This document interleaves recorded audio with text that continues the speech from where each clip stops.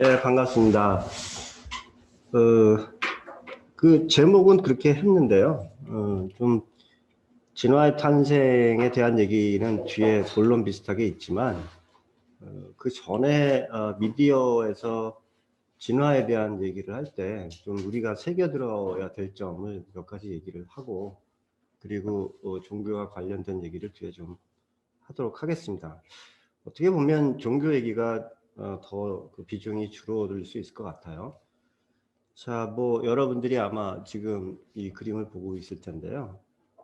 다윈의 이제 종의 기원이 이제 출판된 다음에 그 하여간 반응들이 참 이게 수용하는 반응서부터 지금 여러분들이 보는 이 그림으로 풍자를 하는 것까지 아주 다양한 반응들이 있었어요. 그러니까 다윈의 그 조상은 이렇게 오랑우탄이겠네. 그래서 이렇게 풍자한 그림입니다. 그러니까 이거 굉장히 유명한 그림이에요. 영국에서 많은 사람들이 봤고, 그 아마 키득키득 묻고 그랬을 겁니다. 그런데 여기를 잠깐 보세요. 이 그림은 다시 앞으로 어떻게 할까요? 위에 그림부터 볼게요. 요거는 다윈, 이게 안 되나? 같이.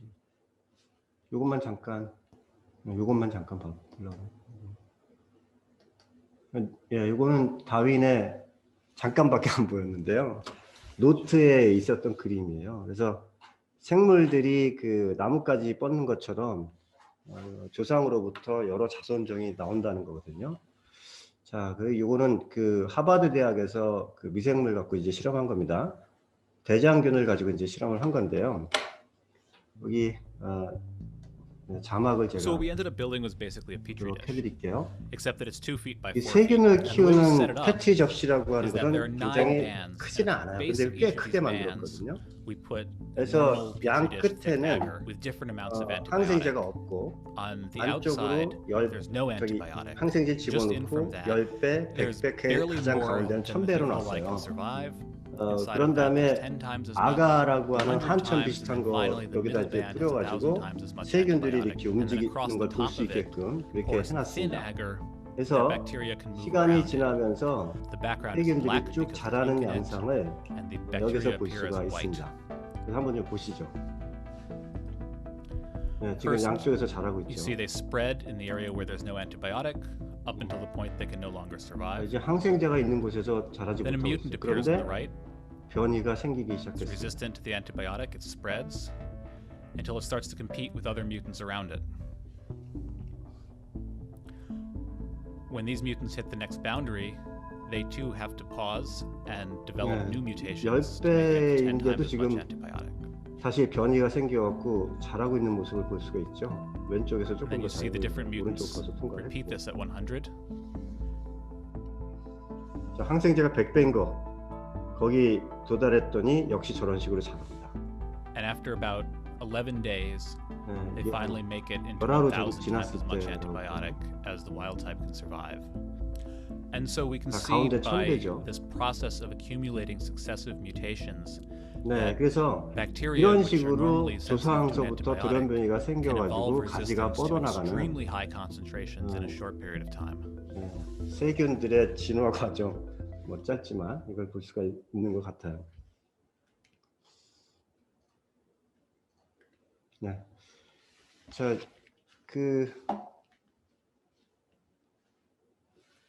앞으로 가야 되니?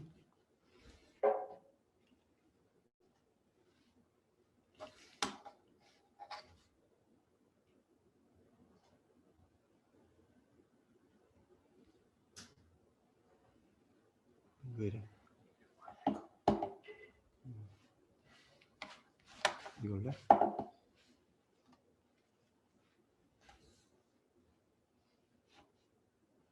앞에서부터. 예, 그래서요. 오랑우탄에서 인간이 된 게 아닙니다.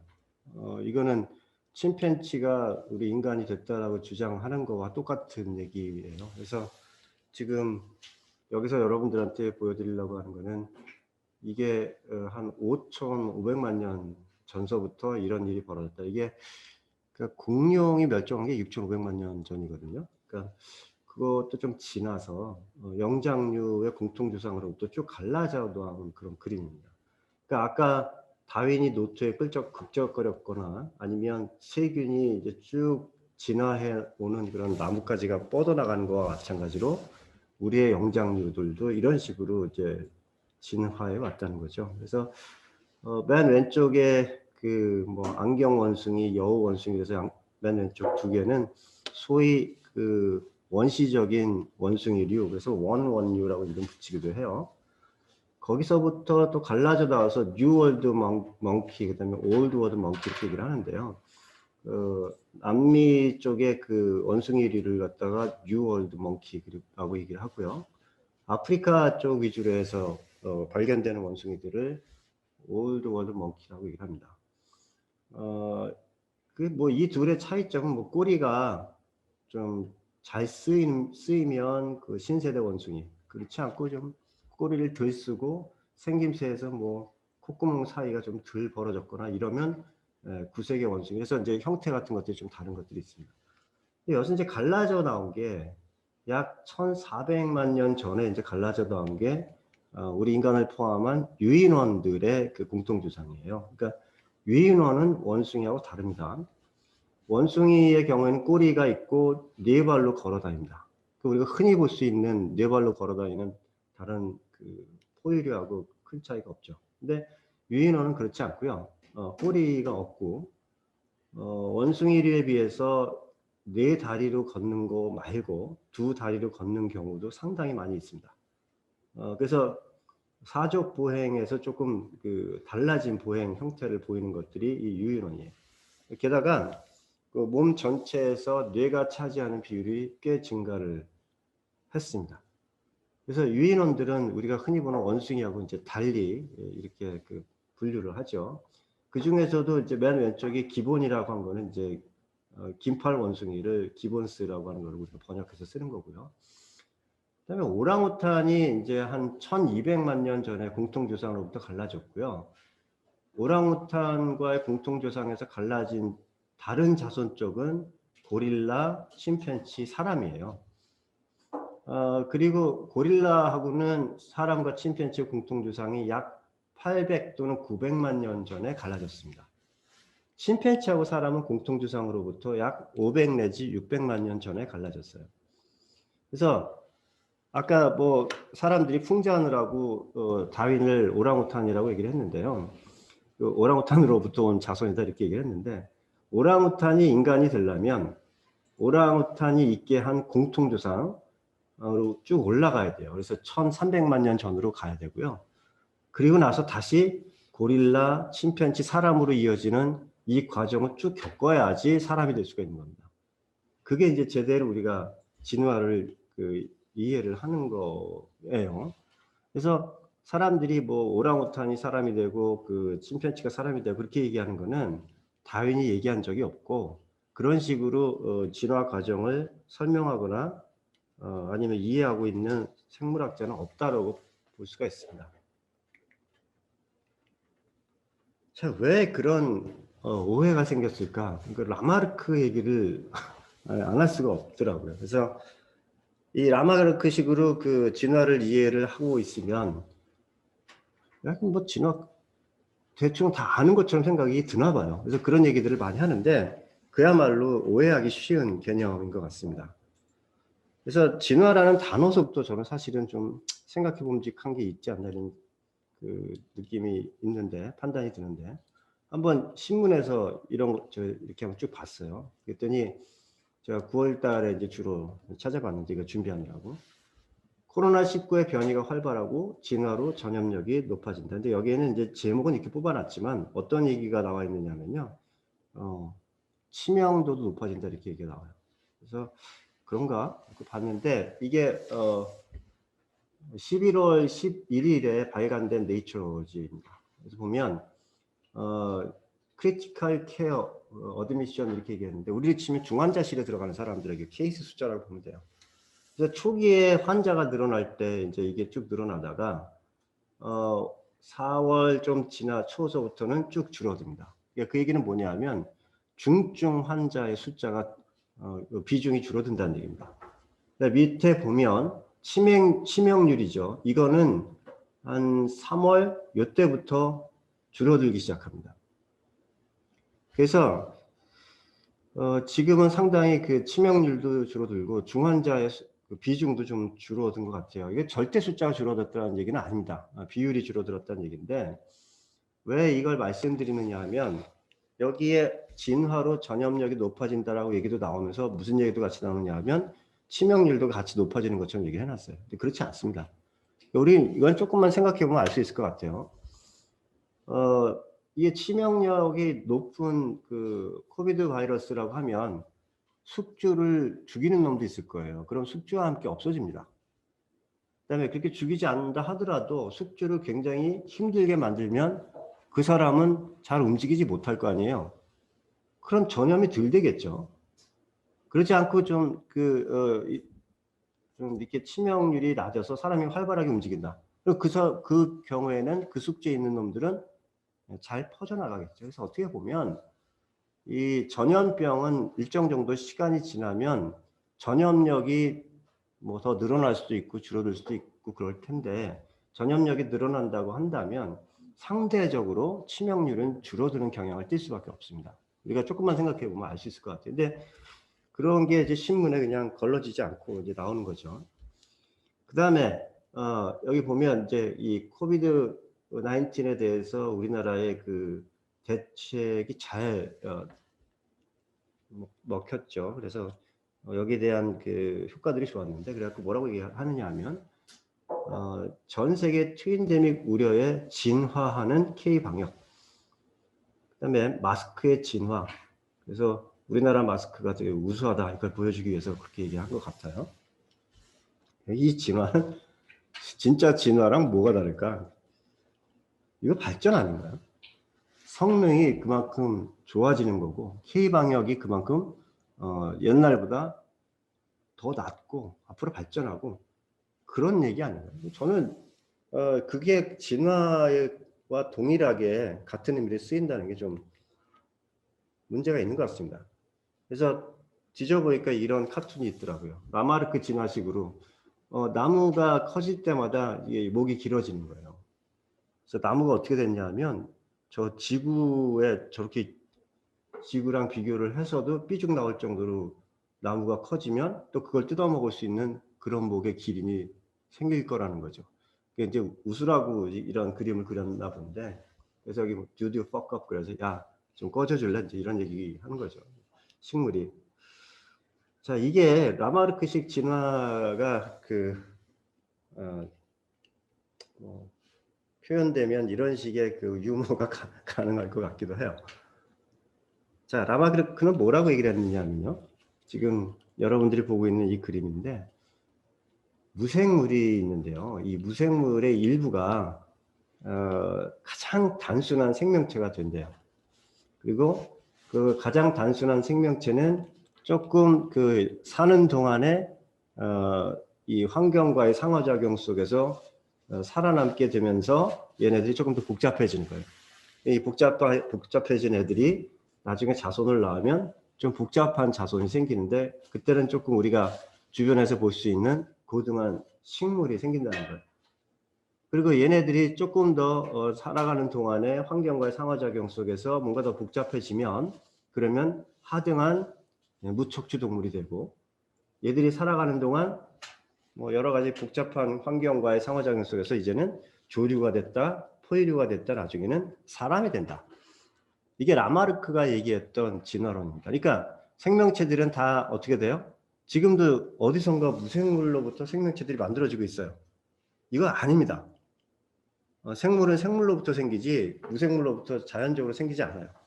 그 다음에 여기서 얘기하는 건 뭐예요? 모든 생물은 사람을 향해서 지금 진화하고 있다는 거예요. 이게 라마르크가 얘기했던 진화설입니다.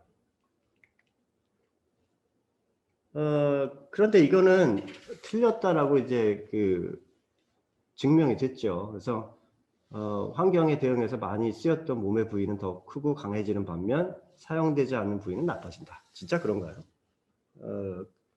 이런 실험은 많이 해보면 될 것 같아요. 그러니까 예컨대 뒤에 이제 그림을 보면서 다시 한번 보겠지만 이거는 사람들이 실험을 해봤어요. 생쥐를 꼬리를 끊어요. 꼬리를 잘라내는 거죠. 그러면 얘네들이 살아있는 동안에 몸의 형태가 변한 거잖아요. 꼬리가 없는 놈들끼리 교미를 시켜요. 그럼 자손은 꼬리가 있을까요? 없을까요? 100% 꼬리 갖고 태어납니다. 그러니까 살아있는 동안 변해 있는 것이 변한다라고 하는 것이 자손한테 전달되지 않아요. 요즘 학생들하고 이제 진화 수업하면 무슨 얘기를 하느냐면 요즘 미세먼지 때문에요. 속눈썹이 점점 길어지는 사람들이 많아지는 것 같아요. 그래서 속눈썹이 길어지는 쪽으로 진화를 하는 것 같아요. 이렇게 얘기를 해요.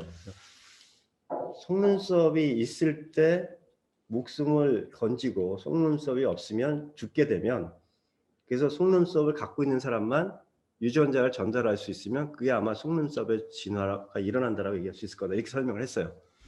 그래서 죽고 사는 문제와 연결이 돼서 유전자 전달이 되느냐 안 되느냐가 결국은 진화가 되느냐 안 되느냐를 얘기를 하는 거거든요. 그런데 사람들은 그 생각을 하기 전에 라마르크가 얘기했던 것처럼 그 살아있는 동안 변하는 것들이 자손한테 전달된다라고 쉽게 생각하는 경향이 있는 것 같아요. 그래서 뭐 속눈썹 그렇지 않다 그렇게 얘기를 많이 수업 시간에 할 수밖에 없더라고요. 네, 지금 한 남자가 열심히 그 소나무 자라는 것들을 이리 자르고 저리 잘라갖고 조그맣게 만들었어요. 만들어가지고 자기 이제 정원을 갖다 잘 꾸민 거죠. 그러면 저 소나무로부터 정자와 난자를 받아가지고 얘네들을 교미를 이렇게 수정을 시킨 다음에 그거를 그래서 씨를 받아갖고 얘를 키우면 어떻게 될까요? 이렇게 작은 소나무가 생길까요? 아닙니다. 굉장히 커다란 소나무가 생깁니다. 우리가 흔히 볼 수 있는 것처럼. 그래서 획득되는 형질이 유전된다는 증거는 없습니다. 그러니까 우리가 이거를 헷갈리지 말아야 돼요. 근데 이런 거는 너무너무 많은 것 같아요. 자, 이거 뭐 연합뉴스에 나왔던 6월 달에 제가 쭉 찾아보다가 발견했는데 이 뒤에 요 만화예요. 그래서 일본어를 제가 잘 모르기 때문에 이것까지는 잘 모르겠는데요. 여기서 만화 이제 모야윈이라고 하는 애가 등장을 하나 봐요. 이게 무슨 뜻인지 저는 잘 모르겠는데 뭐라고 얘기를 하냐면 다윈의 진화론에 따르면 가장 강한 자가 살아남는 게 아니다. 가장 영리한 자가 장수하는 것도 아니다. 그러면 진화론 좀 대충 잘 아는 거 아닌가? 뭐 이런 생각이 들 수도 있을 텐데 유일하게 살아남을 수 있는 것은 변화하는 자다. 여기서 이제 이해가 안 되는 거죠. 변화하면 무조건 여러분들이 아마 그 얘기를 들었을 텐데 여기서 변화 중에 하나는 돌연변이입니다. 돌연변이가 생기면 그게 가장 생존에 유리한가? 얼핏 생각해도 아닌 것 같죠. 근데 여기서 그렇게 그냥 연결시켜 버리는 거예요. 그래서 이 모야윈이라고 하는 만화 속의 주인공이 뭐라고 얘기를 하냐면 앞으로 일본을 더 발전시키려면 헌법 개정이 필요하다. 지금 당장. 그러니까 이 자민당의 논리이죠. 그래서 지금 헌법을 갖다가 고치기 위해서 이 만화를 끌어다 붙인 거예요. 끌어다 붙이는 건 좋은데 왜 거기다 다윈의 진화론을 왜곡시키는지 모르겠어요. 어떤 방향으로 의도적으로 뭔가를 변경하려는 그런 변이의 토대를 둔 거와 진화하고는 아무런 관계가 없다. 그래서 도쿄 농업대의 그 미나키 노부히로라고 하는 개건 교수가 이제 그런 얘기를 했다고 그래요. 네, 그래서 제가 이 얘기를 시작하면서 오랑우탄이나 침팬지로부터 인간이 만들어졌다 이런 오해를 갖다 풀었으면 좋겠다라고 얘기를 하는데 그럼에도 불구하고 여러분들 이런 그림 아마 많이 봤을 겁니다. 그래서 이 그림은 그 의미를 인정한다면 침팬지가 진화하면 사람이 된다는 뜻이 아니고요. 인간의 진화 과정을 다 눈여겨봤더니 이런 경향을 띠더라.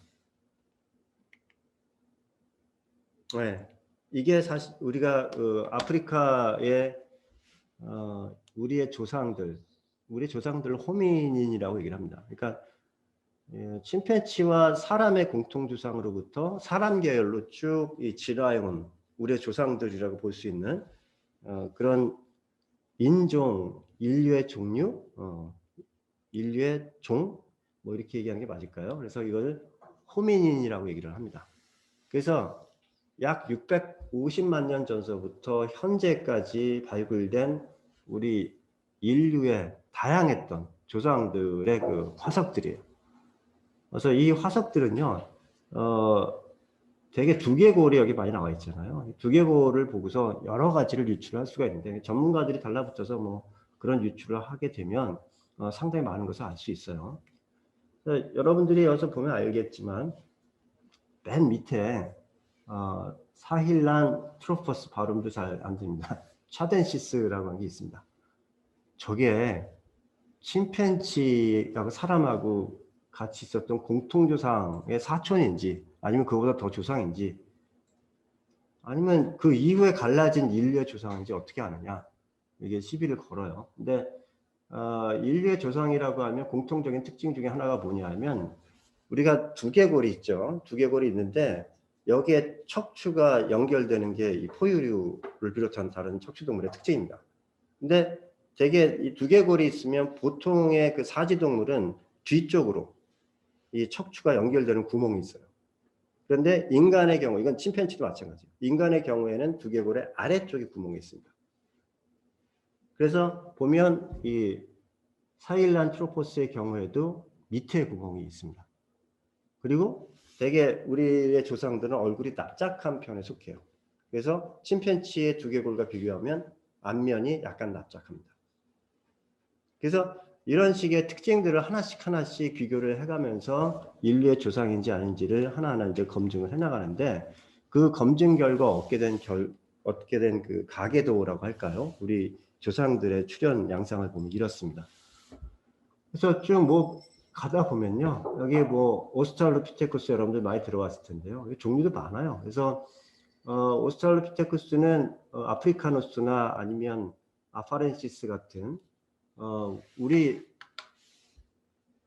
지금 현존하는 인류의 조상이라고 조심스럽게 인식을 합니다. 그러니까 앞에 뭐 차덴시스다, 오로린이다, 뭐 아르디 피테쿠스다, 뭐 이런 얘기가 많이 나오는데, 이것과의 직접적인 관련성에 대해서는 갑론을박이 계속 있어요. 근데 오스트랄로피테쿠스 중에서는 아프리카누스나 아파렌시스가 우리의 조상인 것 같다, 뭐 이렇게 얘기가 많이 나오거든요. 근데 그 당시에 공존했던 그 또 다른 오스트랄로피테쿠스와 비슷했던 조상들이 누구냐 하면 파란트로퍼스라고 하는 조상들입니다. 이게 왜 이 둘을 갖다 비교를 하는데요, 아프리카누스나 아파렌시스 같은 경우는 육식을 했어요. 그러니까 육식을 하게 되면 이 턱이 덜 발달합니다.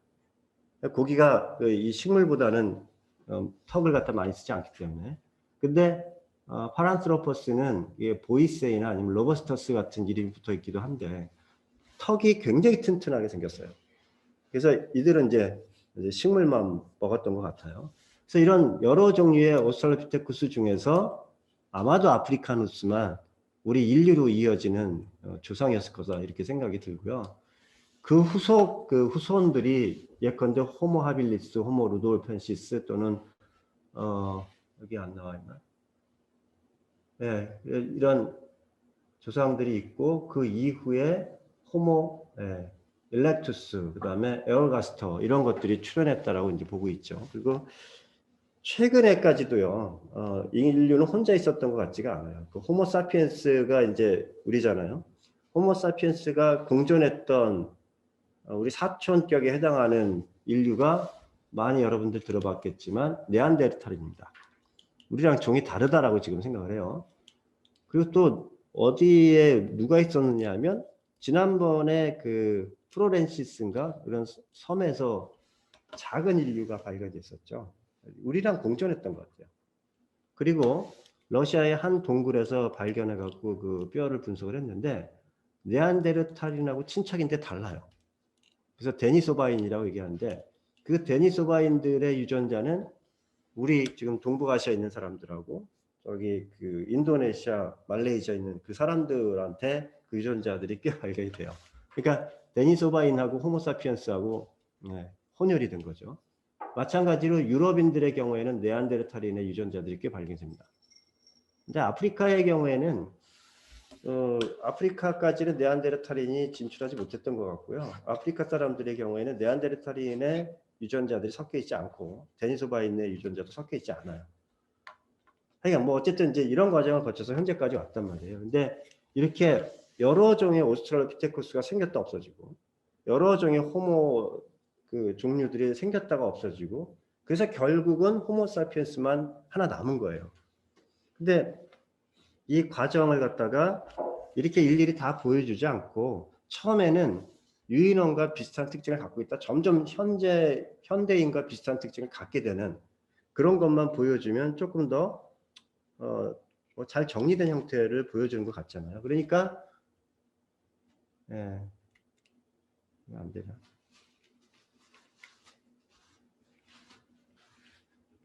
이거 아닌데.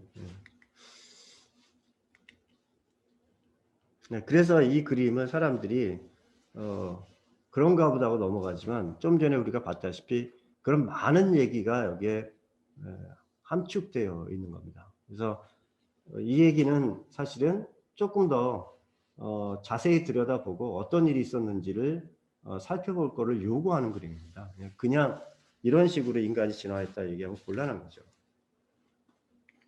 뭐 인간만 그렇지 않아요. 지금 여러분들 말의 그 진화 과정을 보고 있는데요. 말도 어떻게 표현하고 있느냐면요. 이렇게 복잡한 과정을 거쳐서 여러 종이 생겼다 없어지고 생겼다 없어지고 그러거든요. 근데 말이 계속 저 맨 밑에 있는 말 조상의 경우에는 크기가 지금 우리가 키우고 중별에서 많이 볼 수 있는 개 정도 크기밖에 안 돼요. 근데 이게 계속해서 약 5,600만 년 동안 진화하면서 현재 말처럼 이렇게 커진 거죠. 근데 그 중간에 이거보다 큰 거, 작은 거, 뭐 모양도 여러 가지 이런 것들이 생겼다 없어졌다 생겼다 없어졌다 하면서 현재에 이르게 된 건데 그냥 단순하게 작은 거서부터 중간 거, 그거보다 조금 큰 거, 현재 말처럼 큰 거 이렇게만 쫙 배열을 하면 그럼 그건 경향만 보여주는 거고 과정은 전혀 보여주는 게 아니란 말이에요. 그래서 마치 큰 말을 향해서 얘네들이 점점 변해온 것처럼 마치 인간이 되기 위해서 오랑우탄과 침팬치 단계를 거친다라고 생각하는 것처럼 이렇게 오해할 수 있다는 거죠. 그게 아니라는 거예요. 그래서 말의 경우는 크기도 그렇고요. 말발굽의 숫자도 5개에서 지금의 1개로 줄어듭니다. 이빨의 모양도 이 풀을 갈기에 좋은 형태로 조금씩 변하고.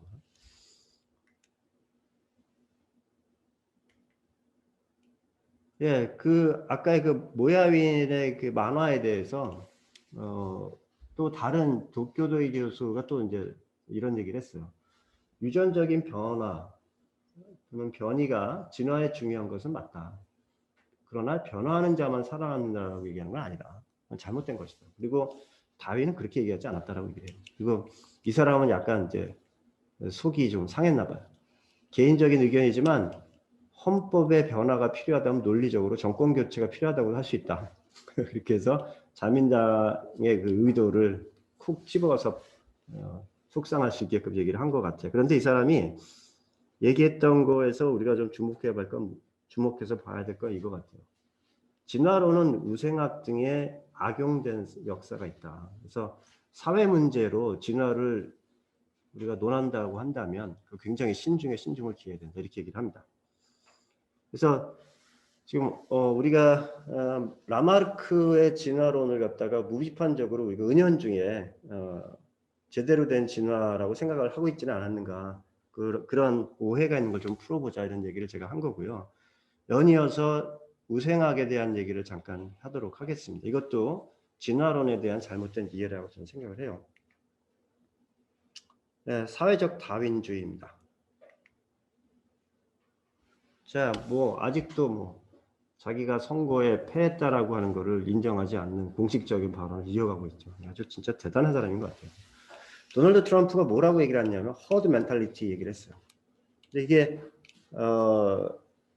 집단 멘탈리티 이렇게 얘기를 하는 건데요. 트럼프 주변에 우익에 있는 사람들이 했던 얘기입니다. 이게 뭐냐면 집단 면역 얘기한 거예요. 코로나 이번에 사태가 번지면서. 그래서 뭐라고 얘기를 했느냐면 코로나가 번졌을 때 그걸 이길 수 있는 우수한 사람들만 살아남는 계기가 될 수가 있다.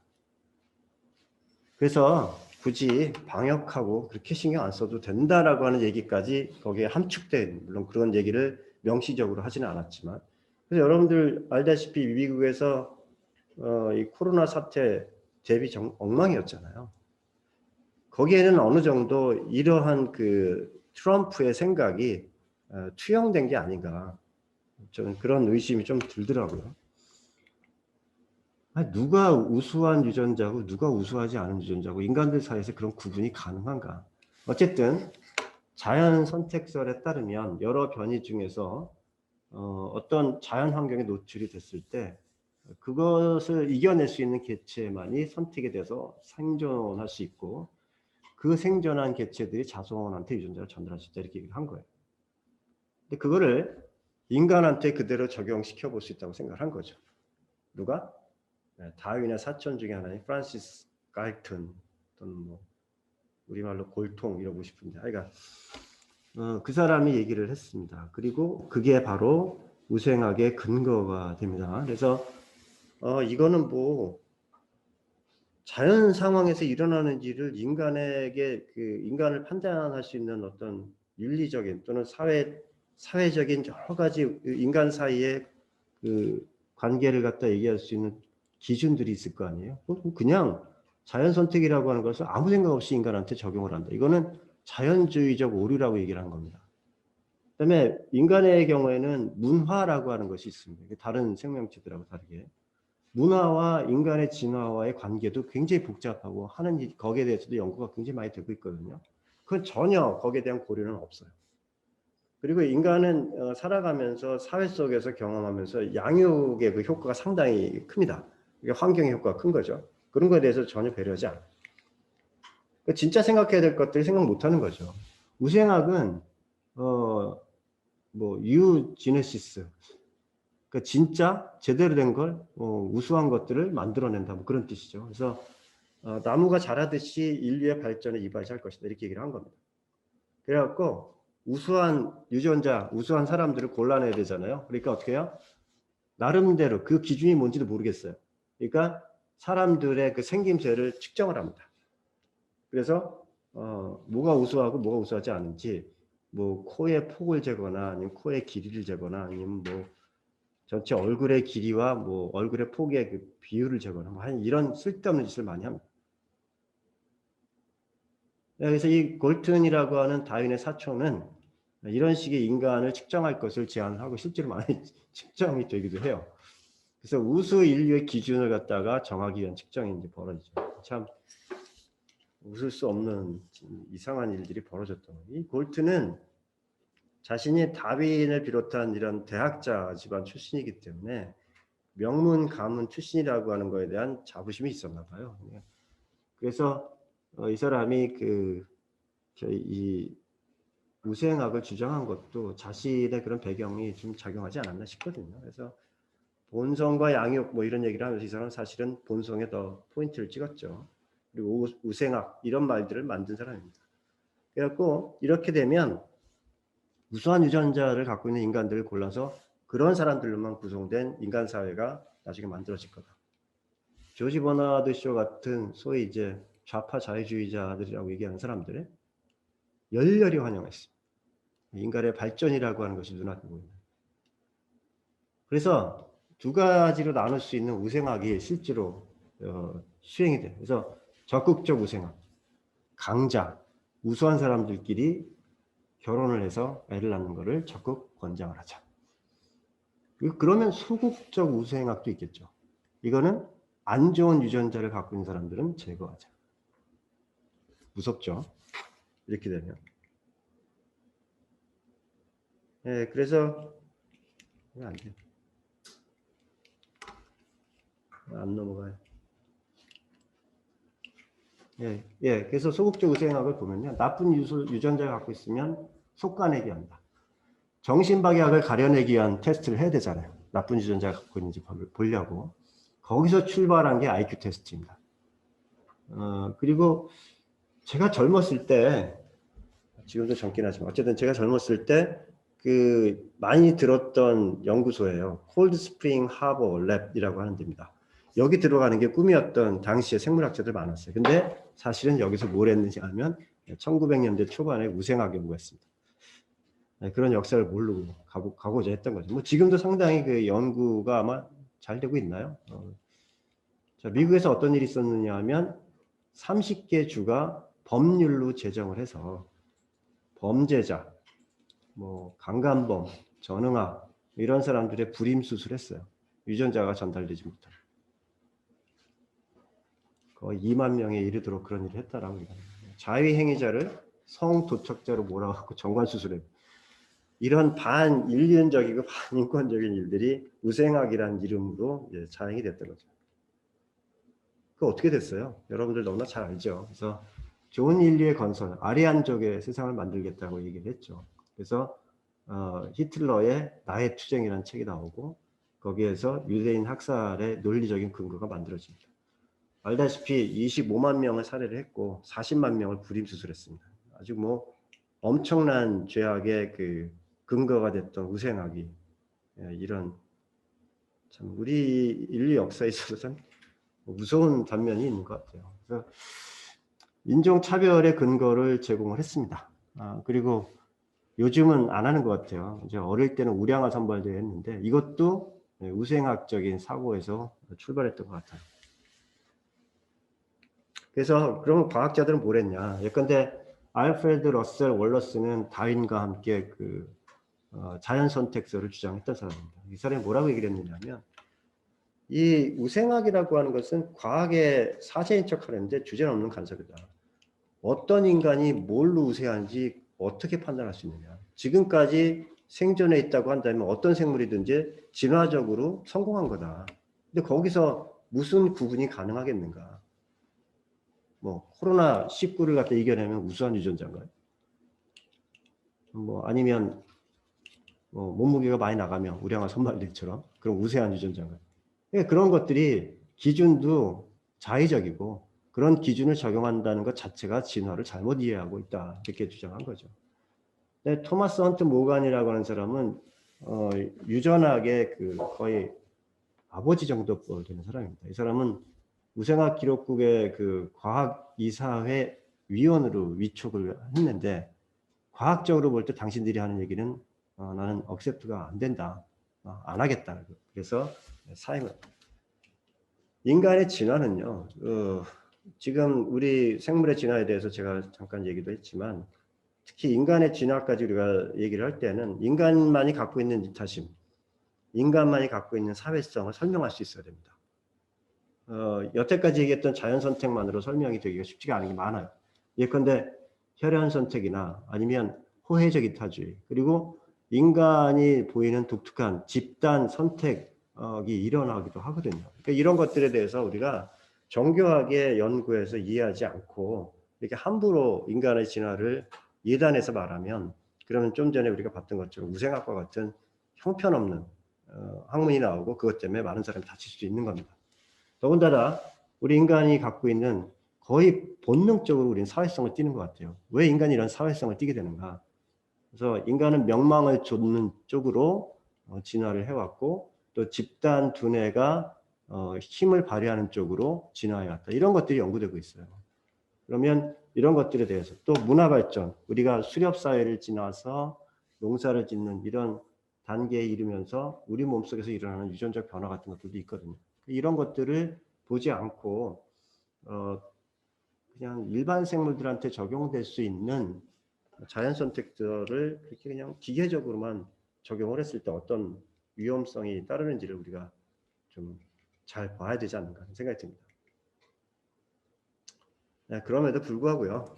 지금 뭐 권투하는 장면, 유명한 배우죠. 실베스터 스탈론이 이제 권투하는 장면이 나오는데 이 사람의 성장 호르몬을 주사를 해요. 그러면 이제 근육이 확. 근데 사실은 이거는 그 성장 호르몬을 만들지 못하는 아이들한테 주사하기 위해서 개발된 거고. 그런데 정상인이 그 주사를 받는. 그러면 근육이 울퉁불퉁해지고. 그다음에 적혈구 생성소는 이거는 랜스 암스트롱이라고 하는 아주 유명한 그 사이클 선수입니다. 근데 그 사람은 암을 이기고 그 국제 사이클 대회에서 타이틀을 차지했어요. 근데 나중에 알고 봤더니 뭘 이 사람이 했느냐 하면 혈액 도핑을 했어요. 혈액 도핑이 혈액을 뽑아가지고 그 안에 적혈구 숫자를 세는 거예요. 이 사람이 유난히 많이 나온 거죠. 나중에 검사를 해봤더니 적혈구 생성소를, 이거는 빈혈이 있는 사람들 치료하기 위해서 만든 거거든요. 근데 정상인이 자기 몸에 집어넣어서 이렇게 한 거예요. 그러니까 참 이런 거 보면 뭐 그렇게 심각하지 않을 수 있다고 생각을 하지만, 이런 데서 우리가 정확하게 판단해내지 않으면, 그래서 좀 게을르게 판단을 하게 되면 현대판 우생학이 우리도 모르게 우리 사회 속에 스며드는 게 아닌가라는 생각이 들거든요. 네, 남성들이 바디빌딩 하기 위해서 남성 호르몬 처방 받습니다. 그래서 이게 공공연하게 이루어지고 있더라고요.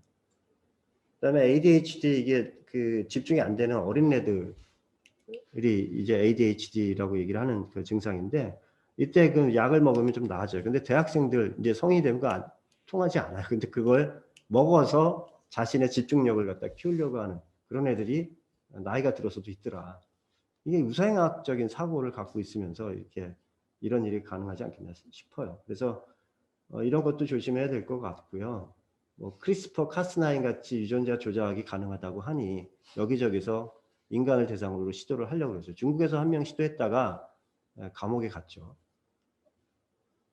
거기다가 뭐 태아 검사하고 뭐 정자, 뭐 이게 남자인지 여자인지 뭐 이런 거 보기도 하고, 중국과 인도에서는 엄청나게 여아들이 죽어요. 태어나지도 못하기도 하고 태어나서도 죽고. 그래서 이런 것들도 우생학적인 그 요소들이 다분히 있는 것 같습니다. 그러니까 정치인 말 한마디나 사회 속에서의 그 잘못된 관념이 얼마나 우리를 파괴할 수 있는지 볼 수가 있는데, 여기서 진화론이 잘못 이용돼 가지고 우생학이 저런 식으로 그 성행하게 되면 참 곤란한 상황이 벌어질 수 있다는 걸 경험을 했죠. 그래서 한때는 그 유전이라고 하면 그 천성과 양육, 그러면 그래서 양육은 중요한데 천성은 아주 못된 거다.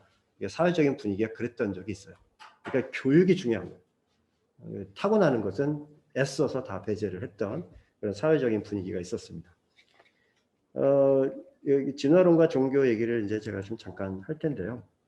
이게 그렇게 간단한 얘기가 아닌 것 같습니다. 그러니까 종교인 입장에서는 진화를 싫어하고, 또 진화론을 옹호하는 사람들은 종교를 배척하고, 그런 게 아닌 것 같아요.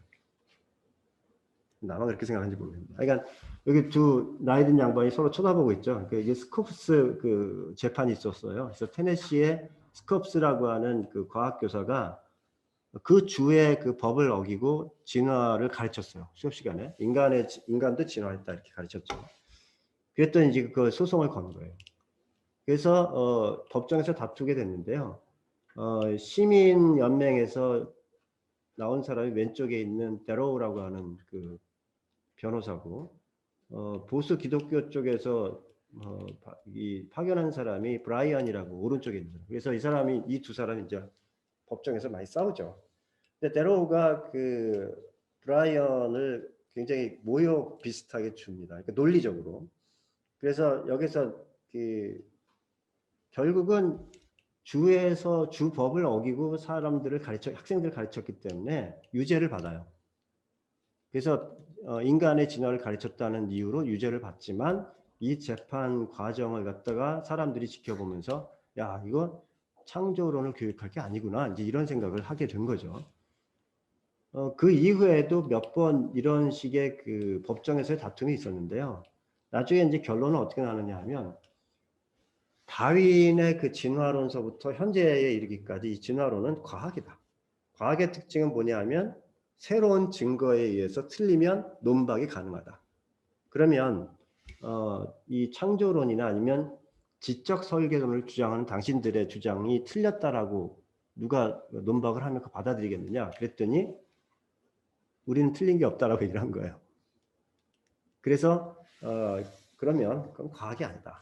그래서 최고 아마 연방 재판이었을 것 같아요. 최고 연방 재판에서 결국은 진화론에 손을 들어줬습니다. 그때 재판을 주도했던 사람이 우파의 대표적인 재판관이었다고 그래요. 근데 뭐 그게 중요한 건 아닌 것 같고요. 뭐 그럼에도 불구하고요. MBC를 이렇게 쭉 보니까 2017년 그 문재인 정부 초대 그 중소벤처기업부 장관 후보자 청문회를 했었어요. 그 사람이 뭐라고 얘기를 했냐면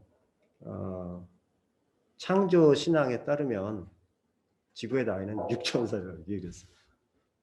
지구의 나이 몇 살입니까? 저는 지질학 전공한 사람이 가르쳐줘서 아주 잘 외우고 있어요.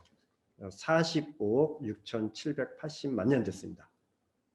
어떻게 이렇게 잘 외우는지 궁금하죠? 그 4, 5, 6, 7, 8이에요. 그래서 45억 6,780만 년. 우연히도 그렇게 밝혀진 것 같아요. 그래서 뭐 알다시피 방사선 연대기를 이렇게 측정을 해서 이게 방사선이 쭉 감소하는 반감기가 있잖아요. 이제 그거를 여러 암석을 추적을 해갖고 현재 거의 46억 년에 해당한다 이렇게 아주 과학적으로 잘 밝혀져 있는데 지구의 나이가 6,000살이라고 이렇게 주장하려면 현대 물리학, 현대 화학, 현대 생물학 다 부정해야 돼요. 한 나라의 주요 부서의 장관이 어떻게 저런 생각을 할 수 있는지 모르겠고 이거 그냥 임명하는 그 정부의 그 최고 책임자들은 이해가 안 가는. 물론 다른 일은 잘하는지 모르겠지만. 그 다음에 그런 일뿐만 아니라 한기총 산하에 한국창조과학회가 있어요. 거기서 과학도서에 이런 그림이 있습니다. 네. 어때요? 해피하게 공룡과 사람이 살아가고 있습니다. 저 공룡은 배가 들 고픈가 봐요. 옆에 먹을 게 이렇게 많은데도 풀만 뜯고 있습니다. 저렇게 생긴 공룡 중에서 아마 채식을 하는 공룡은 없을 겁니다. 초식 공룡은 없을 거예요. 훨씬 더 등치가 크고 무엇보다도 말이 안 되는 것은요. 6,550만 년 전에 중생대가 끝납니다. 알다시피 그 백악기가 문을 닫고 신생대가 이제 시작을 하죠. 그때 공룡 없어졌고요. 인간은 여기서 여러분들이 보고 있는 우리랑 비슷한 인간이잖아요. 호모세피언스는 언제 생겼어요? 20만 년 전에 생겼어요. 6,550만 년하고 20만 년하고 스케일이 100배나 차이가 납니다. 그런데 어떻게 공룡하고 사람하고 이렇게 공존한 그림을 저 아이들 보고 배우라고 저렇게 그려놨는지 이해가 안 가는 거죠. 그 다음에 교과서 진화론 개정 추진회 그래갖고 교과서에 조금이라도 진화에 관련된 거 틀린 거가 있으면 아주 뭐 신나서 행동을 하는 사람도 있어요. 그래서 아까 제가 말의 그 진화 과정을 보여주는 것이 있었잖아요. 근데 어떤 교과서에서 작은 말에서 큰 말까지 이렇게 크게 이렇게 커지는 과정만 보여주는 그래서 큰 말을 향해서 얘네들이 점점 진화가 커지는 쪽으로 일어났다. 이렇게 오해가 될 수 있는 그림을 갖다가 교과서에 실었어요. 그랬더니 뭐 잘못된 걸 집어넣었다고 이 사람들이 그 문제를 지적을 했죠. 맞아요. 네, 그건 잘못된 그림입니다. 그래서 제대로 된 그림을 넣으면 되는데 그 아예 말의 진화에 대한 걸 빼라 이제 이런 걸 요구를 하게 됐죠. 하여간 뭐 이런 식으로 해서 계속해서 그 창조론을 주장하는 기독교 측의 사람들과 그렇지 않은 사람들 사이에 자꾸 갑론을박이 일어납니다. 근데 저는 뭐 이런 일들은 앞으로도 계속 일어날 것 같고요. 여기에 대해서 하나씩 둘씩 뭐가 잘못됐고 잘됐고 이런 얘기를 하는 것보다는 조금 더 생각할 것이 있는 것 같아서 제 얘기를 좀 준비를 해봤습니다. 네, 교황 요한 바오르 이사회가 1996년에 이런 얘기를 했어요. 이 진화론이라고 하는 이론은 다양한 지식의 영역에서 연이은 발견이 진행된 후에 연구자들에 의해서 단계적으로 받아들여졌다는 것은 사실 대단한 일이다. 그래서 인공적으로 찾아서 조작하지 않았음에도 불구하고 수없이 여러 가지 케이스를 독립적으로 이제 연구를 수행을 했을 텐데 그렇게 해서 진행된 일의 결과 전부 다 똑같은 결론을 가리킨다. 진화론을 지지하는 중대한 논거들이다 이런 것이. 네, 이렇게 얘기를 해요. 그래서 기독교인들 중에서 일부가 그 창조론, 지적 설계론 그러면서 진화론이 틀렸다. 그 진화론이 틀린 걸 밝혀내고야 말겠다 이러는 사람들도 있지만 지금 뭐 기독교 특히 천주교를 대표하는 교황이 이렇게 얘기했을 바에는 이거는 뭐 얘기가 끝난 게 아닌가 그런 생각이 듭니다.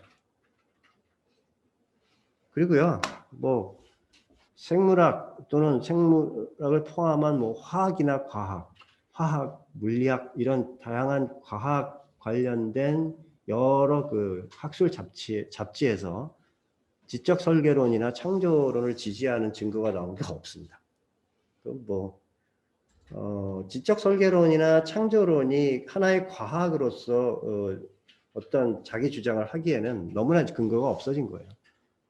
이게 창조론이 그 성경에서 얘기하는 그 창조를 얘기하는 거면 과학자들이 뭐라고 안 합니다. 근데 그게 과학이라고 얘기하는 순간 그러면 과학적인 프로세스를 통해서 사실인지 아닌지 따져보자. 과학자들이 이렇게 얘기하게 되는 거죠. 자, 뭐 하여간 뭐 그런 식의 얘기는 앞으로도 할 얘기들이 많이 있을 것 같습니다. 제가 이제 얘기하고자 하는 것은 좀 다른 거예요. 전 리차드 호킨스가 얼마나 많은 대중들한테 진화에 대한 그 감화를 제공을 했고 또 많은 사람들한테 과학의 중요성을 얘기를 했는지 그 공적은 인정을 해요. 그런데 알다시피 뭐 이기적 유전자 사실은 그 이기적이라고 하는 말들로 이제 사람들을 끌어당겨 가지고 책을 보게끔 하고 사실 그 안에서 유전자의 이기성에 대해서 그렇게 얘기하지 않습니다. 그런데 뭐 어쨌든 그런 식으로 해서 많은 사람들한테 생물학과 진화에 대해서 이해를 시켜줄 수 있는 계기를 제공을 해서 저도 생물학을 하는 사람으로서 이 리처드 호킨스에 대한 존경심이 있습니다. 근데 그럼에도 불구하고 제가 좀 이런 거는 좀 생각을 해보는 게 좀 필요하지 않은가 싶은 게 도킨스는 만들어진 신이라고 하는 책에서 물론 그 전에도 그런 얘기 했어요. 종교는 컴퓨터 바이러스와 같은 치명적인 밈이다. 자신이 그 개발한 컨셉이죠. MEM이 그래서 복제되는 그 문화적인 컨텐츠를 우리가 밈이라고 얘기를 할 수 있을 것 같은데요. 예컨대 뭐 컴퓨터 바이러스도 그런 것 중에 하나이고 뭐 노래도 그런 것 중에 하나가 되겠죠. 어떤 사상이나 이즘도 그런 게 될 수가 있을 거고. 그래놓고 뭐라고 얘기를 하냐면 박멸해야 할 정신적 바이러스가 바로 종교이다 이렇게 얘기를 합니다. 뒤에서 이제 살펴보겠지만 이것도 하나의 극단이 아닌가 싶습니다. 그러니까 좀 전에 창조론, 지적 설계론 이런 것들도 하나의 극단이고 이것도 하나의 극단인 것 같아요. 그래서 진화론 탄생의 과정에서 종교가 일정 정도 역할을 한 거 우리가 제가 오늘 그걸 말씀드리려고 하는 거고요. 그다음에 사회적 다윈주의 아까 우리가 얘기를 했잖아요. 뭐 그런 사회적 다윈주의가 횡행할 때 종교는 맞서서 싸웠습니다. 뭐 이런 거를 보면 리차드 도킨스의 저런 폄하가 그렇게까지 좀 우리가 의미 있는 것으로 받아들일 필요가 있을까 이런 생각이 들어요. 자, 뭐 다윈은요 학창 시절 때 뭐 엄청나게 생물을 좋아했습니다. 그래서 딱정벌레 거의 귀신 그래갖고 딱정벌레 수집의 대가였어요. 그래서 집에 가다가 딱정벌레 하나 새로운 거를 발견하면 그날은 너무 좋은 날이에요. 뭐 그래갖고 신나서 노래 부르면서 딱정벌레를 손에 쥐고 집으로 들어가. 그러다가 새로운 딱정벌레를 또 발견한 거예요. 나는 저는 전공이 생물이지만 식물을 전공했기 때문에 뭐 못할 것 같은데. 하여간 딱정벌레를 딱 잡아. 양손에 이제 굉장히 새로운 거 두 개를 갖다 발견했으니 굉장히 기분 좋은 날이죠. 근데 거의 집에 도착했을 때 또 딱정벌레가 있는 거예요. 그래갖고 걔까지 들고 가려면 어떻게 돼요? 하나는 입에다 물고. 근데 입에 물었던 놈이 폭탄 먼지벌레. 폭탄 먼지벌레는 몸속에서 이 화학물질을 갖다가 이 서로 반응하게끔 해서 뜨거운 물을 발산해요. 그러니까 이제 입속에 퉁퉁 부었죠. 근데 퉁퉁 부어가지고 양쪽에 벌레를 들고 집에 기분이 좋아서 웃으면서 들어가니 부모 심정이 어떻겠어요? 저거 커서 뭐가 되려나? 뭐 저를 포함한 많은 사람들이 그런 얘기 들었을지 모르겠네. 뭐 어쨌든 그래서 의사인 아버지의 권유를 따라서 에딘버러 대학으로 갔어요. 근데 거기서 마취제 없이 수술하는 거고 난 의사 못해. 관뒀죠. 그리고 간 곳이 어디냐면 캠브리지 신학대학으로 갑니다. 그리고 대학에 다니면서 이것저것 경험을 많이 하게 되는데요. 그 훔볼트의 사적인 이야기. 우리가 이제 제가 교양교육 연구소에 있으니까 훔볼트가 얼마나 교양교육에 있어서 중요한 역할을 하는지 가끔 보고는 하는데 다윈한테도 중요한 역할을 했더라고요. 자기가 이 사람이 그 자연을 여행을 했던 그 모험기에 굉장히 그 다윈이 감명을 받아요. 그다음에 허셜이라고 하는 천문학자의 자연 철학 연구 입문 이걸 읽고서 연역법에 대해서 굉장히 생각을 많이 하게 되고 과학적인 방법에 대한 감명을 받습니다. 그리고 나서요. 학사하기가 신학사예요.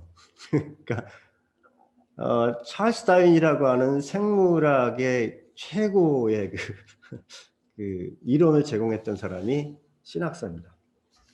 아이러니하죠. 네, 그 영국의 그 대학은 뭐 제가 있는 그 연세대학교가 뭐 그걸 갖다가 하려고 하다가 뭐 지금 이 코로나 바이러스 때문에 못 하는데 기숙사에 들어가요. 기숙사에 들어가서 교수하고 계속 대담을 해요. 그러면서 배우는 거예요. 그래서 여기 이제 존 헨슬로라고 하는 사람하고 계속 그런 얘기를 하게 됩니다. 다윈의 멘토이고요. 나중에 비글호를 타고서 전 세계를 항해할 수 있도록 주선을 해줘요. 그리고 야, 이 책 한번 읽어봐. 나는 이 책에 대해서 반대하는데 한번 읽어봐라. 그래서 그 지질학 원리, 찰스 라이엘이라고 하는 지질학자가 쓴 책을 줍니다. 찰스 라이엘이 지질학 원리를 1권, 2권, 3권까지 쓰는데 하여간 뭐 1권을 줬던 것 같아요. 그래서 항해하는 도중에 다윈은 이 책을 읽고 점진론적인 변화, 작은 변화들이 쌓여서 큰 변화가 일어난다라고 하는 생각을 갖다가 받아들이게 됩니다. 당시에 다른 많은 그 캠브리지와 옥스퍼드의 교수들이 그때 그랬던 것처럼 이 사람도 나중에 목사로서 이제 봉사를 합니다. 당시에 그 캠브리지와 옥스퍼드 교수가 되려면 목사가 됐었어야 돼요. 그래서 다윈은 앞에서 뒤까지 그 한 30m밖에 안 되는 배라고 그러더라고요. 그래서 HMS 비글호를 타고서 전 세계를 여행을 합니다. 그래서 항구에 배가 닿을 때마다 잽싸게 내려가지고 암석 채취하고 식물이나 동물 잡아갖고 박제 만들고 뭐 표본 만들고. 왜 여러분들 그 여름방학 되면 그럴 생각에 이 가슴이 뛰잖아요. 물론 이제 그게 아니라 딴 놀 생각 때문에 그럴 수도 있지만 항상 이 사람은 여름방학을 맞이한 학생과 같았다 이렇게 표시를 할 정도로 그렇게 그 돌아다니면서 표본들을 채집을 합니다. 그래서 나중에 그런 표본들이 영국 본토로 다 가서 과학자들한테 이제 그게 알려지기 시작했고요. 5년이 지나서 항해에서 돌아왔을 때 이 사람은 굉장히 유명해져 있었어요. 자, 그런데 귀국하고 나서 다윈은 자기 나름대로 열심히 또 연구를 합니다. 그래서 뭐 따개비 연구도 하고 뭐 여러 개의 식물의 운동 같은 것도 연구를 하고 많은 연구를 하는데요. 그러면서 자신의 그 진화에 대한 생각을 하나씩 둘씩 이제 정리를 해요. 그래서 이렇게 5가지의 주요 이론 이렇게 정리가 됩니다. 자, 근데 이게요, 어떤 의미를 갖느냐 하면 아마 여러분들이 그 과학혁명의 구조라고 하는 것을 들어봤을 거예요. 그래서 뉴턴의 그 물리학이 쭉 그 사람들의 머릿속에 있다가 물리학자들이 이 물리학이 발달하면서 양자역학 쪽으로 이렇게 옮겨가요. 뉴턴 역학에서. 그런 것들을 파라다임의 그 변화라고 얘기를 하고 이게 과학혁명이 그런 식으로 일어난다고 얘기를 하는 거예요. 그래서 그런 얘기들을 많이 하는데 그럼에도 불구하고 뉴턴주의라는 말은 여러분들이 별로 못 들어봤을 겁니다. 또는 아인슈타인주의 이런 얘기 못 들어봤는데 다윈주의라는 말은 많아요. 실제로 다윈이즘이라고 얘기하기도 하고 뉴턴이즘이나 아인슈타인이즘 별로 못 들어보지 않았나요? 근데 왜 그럴까? 하버드의 마이어라고 하는 교수가 뭐라고 얘기하냐면 그러한 그 패러다임의 체인지가 다윈에 의해서 한꺼번에 5개의 패러다임이 출현한 거랑 마찬가지 효과가 났다. 여기서 얘기하는 5가지 주요 이론이 이제 그런 거거든요. 그래서 생물은 꾸준히 진화한다. 사실은 변화한다라고 얘기해도 맞아요. 그 다음에 모든 생물은 공통 조상에서 유래했다. 이건 현대 생물학이 엄청나게 잘 밝혀내고 있습니다. 그래서 모든 생물은 DNA를 유전 물질로 갖고 있다. 맞거든요. 모든 생물은 DNA의 그 유전 정보에 따라서 동일한 단백질을 만들어요. 예컨대 우리 몸의 유전자가 인슐린을 만든다. 그럼 그 유전자를 세균한테 집어넣더라도 세균이 인슐린 만들어요. 그런 식으로 해서 우리가 바이오테크놀로지를 할 수가 있는 거예요. 또는 모든 생물은 사용하는 에너지가 뭐예요? 전부 다 ATP예요. 이 공통조상이 아니고는 모든 생물이 나타내는 이런 특징들이 설명되지 않는 거예요. 그런데 지금 이거는 우리 현대생물학이 밝혀낸 거고 이걸 모르고 있었는데도 불구하고 다윈은 이런 얘기를 한 거예요. 그러니까 엄청나게 생물들을 발굴을 해서 비교를 하고 특징들을 연구를 해서 얻은 결론입니다. 그러니까 이 사람의 그 직관력이라고 하는 건 엄청나게 대단한 것 같아요. 그 다음에 또 하나는 시간이 흐르면서 새로운 종이 출현한다. 제가 오늘 얘기하면서 그 대장균들이 쭉 새로운 돌연변이가 생겨가지고 개통수가 뻗어나가는 걸 보여드렸잖아요. 그러니까 자기 노트에도 그렸다시피 새로운 종들이 계속해서 출현한다. 그래서 다양성이 생긴다. 이런 얘기를 했습니다. 그 다음에 점진적으로 변화가 일어나고 이런 것들이 쌓이면 결국은 엄청난 변화가 됩니다. 제가 그 학교에서 학생들 대상으로 얘기할 때 이제 그런 얘기를 해요. 그러니까 그랜드 캐년 같은 엄청난 이런 절벽 구조가 생기게 하는 방법, 시간과 물만 있으면 된다 이렇게 얘기해요. 그러니까 물을 계속 흘리는데 뭐 하루 정도 흘리면 몇 밀리미터 이제 파인다. 일주일 정도 한 1cm, 한 달, 1년, 10년, 100년, 1000년 동안 계속 물이 흐르면 몇백 미터 파여요. 그거는 우리가 처음에 그 평평한 평지에 있다가 약간 파여있는 시내가 됐다가 나중에는 엄청난 높은 깊이의 계곡이 생기는 거죠. 그런 식으로 생물도 작은 변화가 쌓이면 완전히 다른 생물이 생길 수가 있다. 이렇게 주장을 하는 거죠. 그리고 이제 마지막은 자연 선택입니다. 그러니까 이러한 그 생물의 변화가 일어나게끔 하는 메커니즘이 뭐냐? 환경에 노출이 됐을 때 각각 생존 능력과 번식 능력이 다르다. 그래서 생존할 수 있는 놈은 번식에 성공할 확률이 크고 그 유전자가 자손에 납니다. 이 5가지를 얘기를 했는데 이게 진화론에 있어서 5가지 이론 그대로 지금 받아들여지고 있는 거고요. 다만 우연적인 요소에 의해서 진화가 일어날 수 있다는 얘기는 안 했어요. 이건 현대생물학이 여기다 더한 거예요. 그래서 진화에 대해서는 6가지 이론으로 이제 설명을 하는데 그 중에 5가지가 다윈의 주장이죠. 그러니까 가히 다윈이즘, 다윈주의 이렇게 얘기해도 충분히 자격이 있을 만큼의 이론을 갖다 이 사람이 정립을 한 겁니다. 근데 뭐 알다시피 그 뉴턴이 위대한 발견을 하고 나서 사람들이 물어봤어요. 어떻게 해서 그런 위대한 발견을 했는가 그랬더니 나는 단지 거인의 어깨에 앉아 있었을 뿐이다. 이렇게 얘기를 했거든요. 무슨 얘기냐면 자신의 그런 그 발견이 있게 되기까지에는 선배 과학자들의 도움이 있었다. 그거를 공부하면서 내가 그걸 디딤돌로 해서 중요한 발견을 할 수 있었다. 그 얘기거든요. 다윈도 마찬가지입니다. 그래서 여기 보면 조르지 부퐁이라고 하는 사람은 어떻게 지구가 6000년이냐. 그 뜨거운 초기의 지구가 식는 데만도 75,000년 정도는 들었을 거다. 말도 안 된다. 그래서 6000년이 아니라 지구의 나이는 그보다 훨씬 오래됐을 것이다 라고 주장을 하고 이 사람은 아주 소박하지만 생물이 변할 것이다. 이렇게 얘기를 했어요. 조르지 큐비에는 좀 이따 얘기를 같이 해보죠. 그 다음에 라마르크 얘기도 좀 이따가 아까도 했지만 다시 조금 해보겠습니다. 그 다음에 찰스 라이엘은 바로 이 지질의 그 구조가 조금씩 변해서 엄청난 그 변화가 유도가 된다 이런 얘기를 한 겁니다. 자, 이런 사람들에 의해서 다윈이 이제 영향을 받았는데요. 네, 아까 얘기했지만 라마르크는 생물이 변한다라고 얘기를 했어요. 최초로 가장 용감하게 그리고 가장 나름대로 근거를 가지고 이 사람이 뭐라고 얘기를 했냐면 그 당시에 이제 신에 의해서 변화한다는 얘기를 많이 했는데 그게 아니다. 환경과의 상호작용을 통해서 변한다. 이렇게 얘기했어요. 신의 개입 같은 거 없다. 그래서 물리적 작용으로 생물이 변화한다라고 봐야 된다. 이거는 다윈이 자신의 생각을 다듬는데 중요한 근거를 제공한 그런 얘기인 것 같아요. 그 다음에 토마스 멜더스라고 하는 사람이 인구론을 통해서 인구 증가하고 식량 공급하고의 이 불일치를 설명했죠. 그래서 다윈이 여기서부터 자연 선택이라고 하는 것을 연역해냅니다. 저게 인간 인구의 증가가 아니라 생명 개체들의 증가에 그대로 적용시켜 보면 그럼 얘네들이 자원이 풍족하지 않기 때문에 어떤 놈은 죽고 어떤 놈은 살지 않겠는가? 아, 이런 식으로 선택이 일어나는구나. 이렇게 이제 생각을 연역을 하게 된 거죠. 자, 이건 우리가 뭐 잘 알고 있는 내용들인 것 같아요. 근데 제가 좀 주목하고자 하는 것들은 종교 쪽의 얘기입니다.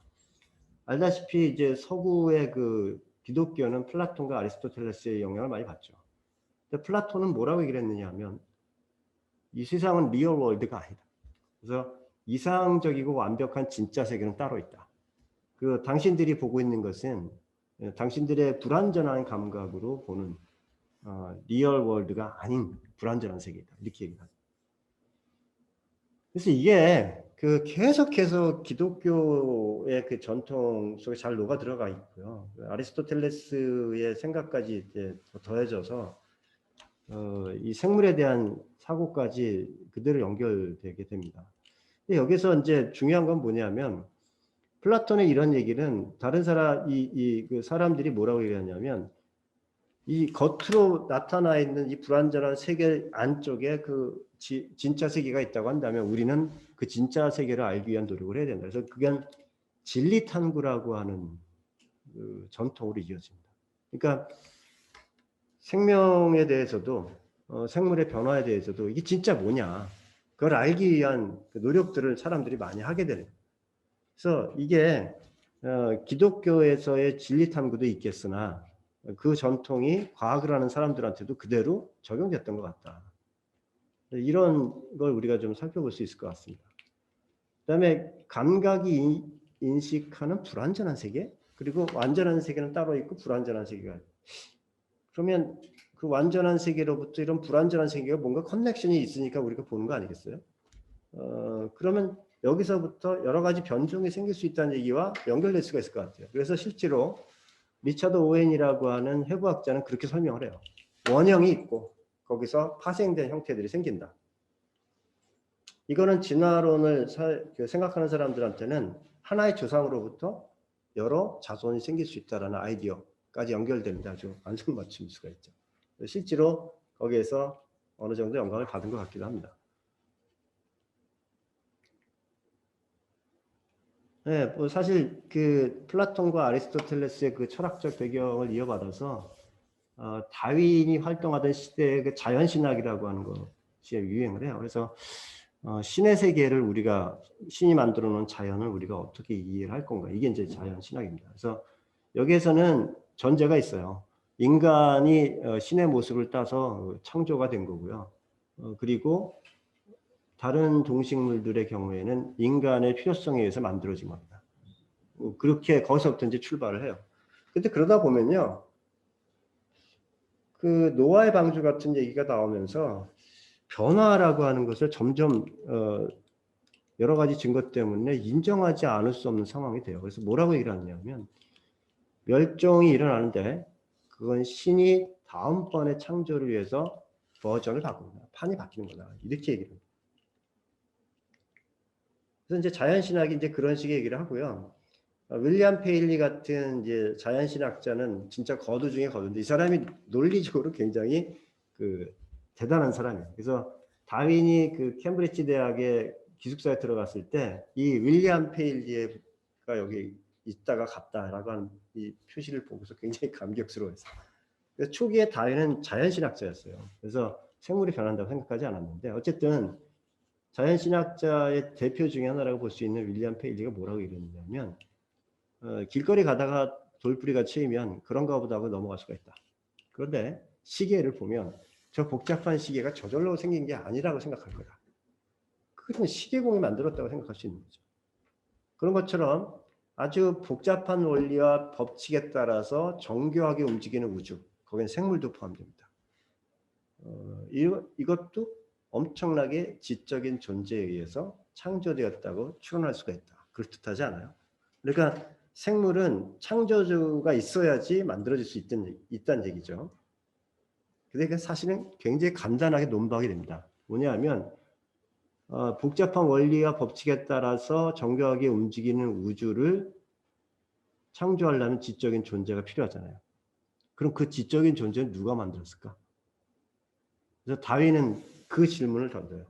이거는 이런 식의 논리는 얼핏 들으면 그럴듯하지만 조금 더 생각을 해보면 이 논리의 허점도 보인다 이렇게 얘기를 하죠. 그래서 윌리엄 페일리의 이런 그 논리적인 접근으로 기독교에 대해서 영국의 그 당시 분위기는 상당히 수용하는 분위기였고요. 그런 식의 논리가 횡행해 있었어요. 그래서 그 새로운 종의 출현이라고 하는 거에 대해서 자기 나름대로 진보 그 창조주에 의해서 생물들이 점점 진보하는 방향으로 창조가 됐다는 얘기를 하게 돼요. 그래서 뭐 신의 존재에 대한 목적론적인 논쟁을 이제 시도를 한다. 뭐 복잡한 눈도 신이 만들었다고 주장을 한다. 뭐 이런 얘기들이 쭉 나오면서 그런가 보다 하고 넘어갈 수 있는 건데요. 신이 진보적으로 인간을 향해 생물을 창조했다라고 하는 주장들이 많은 사람들 사이에서 논리적으로 설명되곤 했습니다. 근데 결국 이거는 새로운 종이 출현할 수 있다는 것을 인정한 셈이 아니겠는가 이제 그런 생각이 들기도 하죠. 자, 그럴 때 조르주 큐비에라고 하는 프랑스 고생물학자가 출연합니다. 이 사람은 화석에 대해서 권위자예요. 그러니까 화석을 이용한 고생물학의 그 선구자라고 볼 수가 있습니다. 그래서 지금 여러분들 보다시피 마스토돈, 긴뿔 들소, 그다음에 큰 땅나무들보 같이 이런 엄청난 동물들의 그 화석을 발견을 해요. 근데 이제 이 동물들이 지금 없거든요. 이게 멸종하고 요거랑 비슷한 놈들이 있잖아요. 그거에 대해서 설명을 해야 되죠. 인간하고 비교했을 때 이 큰뿔 사슴이 저 정도 크기였다고 그래요. 그러니까 화석들 사이에 간극이 있잖아요. 그럼 이게 변화해서 이렇게 됐다라고 얘기를 하면 이 사람은 굉장히 독실한 기독교인이었는데 자기의 종교적 신념과 어긋나잖아요. 그러니까 뭐라고 얘기하냐면 변화는 없다. 근데 멸종하고 새로운 생명종이 생기긴 한다. 이렇게 얘기를 한 거예요. 근데 어쨌든 뭐예요? 생물이 멸종하네. 그거는 신의 작품이 멸종되는 거거든요. 그렇게 신이 완벽하게 만든 작품이 멸종할 수 있다. 이거부터 사실 무너지기 시작한 거예요. 그런데 그 무너지는 거 플러스 또 뭐죠? 멸종했는데 지금 새로운 종류도 있죠. 그러니까 멸종도 일어나고 새로운 종도 출현하고 이런 얘기도 같이 얘기를 하는 거랑 마찬가지가 되죠. 이 윌리엄 페일리 이후에 윌리엄 휘얼이라고 하는 또 그 캠브리지 대학의 하여간 박물학자 여러 가지 종류의 과학을 한 사람인데 자연신학이 그래서 과학의 발전에 따라 점점 죽어가고 있을 때 이 사람이 그 자연신학의 재기를 위해서 굉장히 노력을 한 사람입니다. 그래서 그 플라톤의 그 이원설을 갖다가 적용을 해서 생물의 변화도 이제 설명하려고 해요. 그래서 아까도 얘기했던 것처럼 여기 오웬의 그 비교해봐. 이 사람이 그 조르주 큐비에처럼 화석도 하고요. 그래서 동물들의 해부학도 공부를 해서 그 아주 유명한 동물학자였어요. 근데 이 사람이 뭐라고 얘기하느냐 하면 하나의 원형에서 아까도 얘기했다시피 여러 가지 변형들이 나온다. 그래서 결국은 공통조상으로부터 다양한 자손이 나온다라고 하는 것을 증명하는 듯한 그런 증거들을 제시를 합니다. 자, 근데요. 이렇게 해서 다윈의 5가지 이론 중에서 생물이 진화한다든지 아니면 공통조상에서 유래했다든지 새로운 종이 출현한다든지 이런 것들이 은연중에 종교 쪽에 많은 그 학자들에 의해서 증명되어 버린 그런 결과가 되는 거죠. 그래서 다윈은 그걸 놓치지 않고 잘 활용을 합니다. 또 하나 다윈이 또 영향을 받은 거는 뭐냐면요. 그 베이컨이 귀납법을 창안을 하죠. 그래서 사람들한테 얘기를 하는데 좀 전에 봤던 윌리엄 휘얼이 귀납법을 이제 설명을 해줘요. 그래서 귀납과학의 역사, 귀납과학의 철학 이런 책을 통해서 귀납법이 어떤 식의 방법이고 과학에 있어서 얼마나 효율적인지를 얘기를 합니다. 그래서 다윈에 와서 많이 배워요. 뿐만 아니라 존 허셜이라고 하는 천문학자는 뉴턴 천문학을 토대로 해서 가설을 세우고 그 연역을 하고 이런 것들을 통해서 과학적인 중요한 발견을 할 수 있다는 것을 자연철학 연구에 관한 예비논의 이런 책에서 주장을 합니다. 그리고 거기서 또 어떤 얘기까지 하느냐 하면 중력 법칙처럼 과학 법칙에서는 양적인 개념이 되게 중요하다 이런 얘기를 해요. 그래서 다윈이 이제 바로 이게 그 비그로를 타고 세계 여행을 하기 전에 이 책을 보고서 감명을 받죠. 그러니까 당시의 종교적인 전통과 색채가 굉장히 강했던 영국의 그 풍토, 학술적 풍토에서 다윈은 진화에 도움이 되는 여러 가지 발견도 받지만 진화라고 하는 것을 연구하는 데 필요한 귀납법, 연역법도 거기서 배운 거예요. 글쎄요, 뭐 다른 종교가 있다 해도 그랬을 것 같긴 해요. 근데 어쨌든 있었던 역사 속에서는 기독교라고 하는 것이 영국에서 굉장히 커다란 영향력을 발휘를 했을 때 다윈은 거기에서 굉장히 필요한 것들, 영양가 있는 것들을 섭취를 해서 자신의 이론을 갖다 만든 것 같아요. 네, 뭐 당시에 이제 과학 발전에 맞춰서 종교를 수정하는데 이골이 났기 때문에 계속 사실은 그 종교 섹터가 과학 섹터에 얻어맞아요. 그래서 뭐 진보의 본성, 형태학적인 설계 논증 뭐 이런 얘기를 한 것이 오히려 진화론에 그 도움을 갖다 주는 그런 결과를 만들어내기도 하죠. 그러니까 계속해서 과학의 발전에 맞춰서 이 신학적인 그 이론을 갖다가 재조합하고 다시 만들고 그러다 보면 나오는 이론이 진화 쪽에서 이용되고 이런 일이 벌어지게 된 거죠. 네, 그래서 뭐 본질 또는 진리 추구라고 하는 전통, 그 다음에 페일리식의 논리도 많이 이제 배웠던 거고 연역, 귀납 이런 것들이 다윈의 진화론이 성립이 되는데 굉장히 그 기여를 했다. 이렇게 결론을 내릴 수 있는 것 같아요. 그래서 이거에 대한 책들이 꽤 있는 것 같습니다. 저도 그런 책 중에 한 권을 보고서 제가 갖고 있었던 생각을 잠깐 정리를 해봤습니다. 그래서 종교적 전통과 완전히 단절이 됐으면 종의기원이 출현했을까? 저는 아니라고 생각이 듭니다. 그래서 모든 영역이 그렇듯이 단순 명쾌하게 정의가 내려지는 게 그게 쉽지 않은 것 같아요.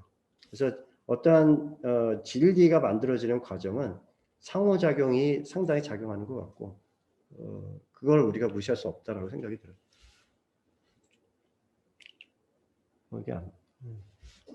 자, 그리고요, 또 하나는 이거예요. 그러니까 제가 이제 수업 시간에도 가끔 듣는 얘기도 있고요. 아니면 과학자들 사이에서도 이제 그런 얘기가 있는데 창조론과 지적 설계론은 믿고 안 믿고의 문제인 것 같아요. 과학적으로 옳고 그르고의 문제가 아니라. 그런데 진화론이 옳다라고 생각하는 사람들 중에서 이런 사람이 있어요. 진화를 믿습니까? 이렇게 물어요. 진화를 믿습니다. 이거 뭐 창조론과 지적 설계론의 또 다른 버전 아닌가 이런 생각이 드는 거예요. 그렇지 않다. 자연 선택 또 이 자연 선택을 통한 생물의 진화 또는 우연적인 요소에 의한 생물의 진화. 네, 교조가 아닙니다. 이거는 믿어야 되는 어떤 그 문장이 있는 게 아니에요. 명제가 있는 게 아니에요. 여기서 보다시피 유전학, 세포학, 발생학, 비교생리학, 뭐 분자생물학, 생물정보학. 그래서 옛날에 생물학의 재학문, 뭐 물론 지금까지 이어지고 있지만, 그리고 최신의 그 생물학 여러 분야에서의 증거들, 그것에 의한 증명들, 이런 것들에 의해서 끊임없이 검증돼서 살아남아야 되는 거예요. 그래서 진화론은 언제든지 틀릴 수도 있다. 왜? 과학적인 이론의 정의입니다. 과학적인 이론은 언제든지 반박될 수 있는 증거가 나오면 그건 틀렸다라고 얘기를 할 수 있는 게 과학적인 이론이에요. 그래서 반박의 여지를 남겨두는 과학적인 이론이 믿고 안 믿고의 대상이 될 수가 없는 거라는 거예요. 현재까지의 증거에 따르면 옳다. 앞으로도 옳을 것 같다. 이런 정도는 얘기할 수 있어요. 근데 믿습니다. 이건 아니죠. 그래서 교조가 될 수도 있다. 진화론이. 그래서 이런 걸 좀 조심했으면 좋겠다. 이게 이제 제가 평소에 갖고 있는 생각입니다. 예, 뭐 미디어 리터러시에 관련돼서 그 지금 16차례에 대해서 우리가 강연을 하고 있는데 저는 이제 진화론에 대한 얘기를 했었어요. 근데 좀 그 웹사이트를 보다가 제가 얘기하고 싶은 거에 해당하는 미디어 리터러시에 대한 얘기인 것 같아서 제가 인용을 해봤어요. 지식 비판, 인식된 현실주의, 영향력, 행동, 신념, 태도, 자기효능, 그리고 이런 데 긍정적인 영향을 미치는 것이 미디어 리터러시 개입과 관련돼 있다. 이렇게 얘기하더라고요. 그래서 사실은 미디어 리터러시를 갖고 있는 게 이 생물학에서 중요한 게 미디어에서 묘사하고 있는 진화론에 대한 많은 것도 우리가 비판적으로 봐야 된다고 보거든요. 그래서 제가 몇 가지 예를 들었지만 이런 것들을 포함해서 제대로 진화를 이해를 해서 미디어에서 얘기하는 진화라는 단어도 그렇고 진화론의 내용도 그렇고 거기에 대해서 제대로 판단하는 게 중요하다. 근데 이거는 제가 생각하기에는 한 가지 더 의미가 있는 것 같아요. 그래서 제대로 판단을 해야만 생명에 대한 제대로 된 이해가 가능하고요. 그래서 생명에 대한 자신만의 신념을 형성하고 거기에 따른 필요한 행동을 할 수 있지 않겠나. 이건 제가 보기엔 생명의 존엄성을 제대로 깨닫는 거라고 봅니다. 그래서 미디어에서 묘사되고 있는 진화론을 올바로 판단하는 것은 올바른 생명관을 갖는 데 있어서 상당히 중요한 것 같다. 네, 이 정도로 제 얘기를 마치도록 하겠습니다. 지루한 얘기를 들어주셔서 감사합니다.